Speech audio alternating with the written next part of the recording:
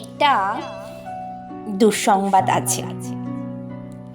যারা আমাকে ভেঙে চুরে টুকরো কাঁচের মতো ছড়িয়ে দিতে চেয়েছিল তাদের জন্য।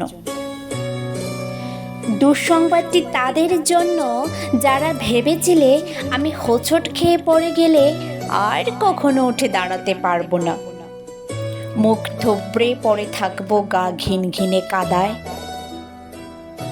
আমাকে চিড়ে কাগজের মতো কুচি কুচি করে হাওয়ায় ভাসিয়ে দিলে আমি হারিয়ে যাব দিক শূন্যপুর।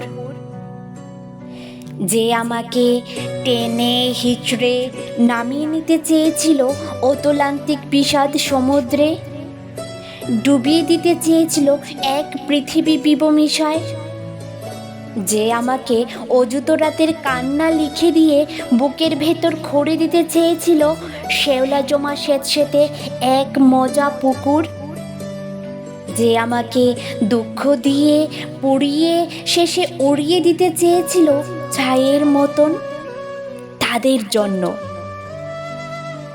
তাদের জন্য দুঃসংবাদ। আমি এখন পাখির মতন।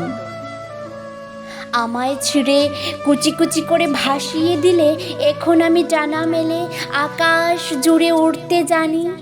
কাটা যায় না, ভাঙ্গা যায় না, আমি এখন জলের মতন।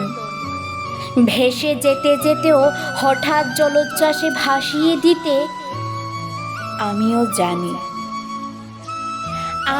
জানি ছড়িয়ে থাকা টুকরো কাঁচের শরীর থেকে দুফলা এক ছুরি হতে। এই যে মানুষ, দুঃখ দিতে দক্ষ ভীষণ, সেও জানুক আমি এখন হাসতে জানি।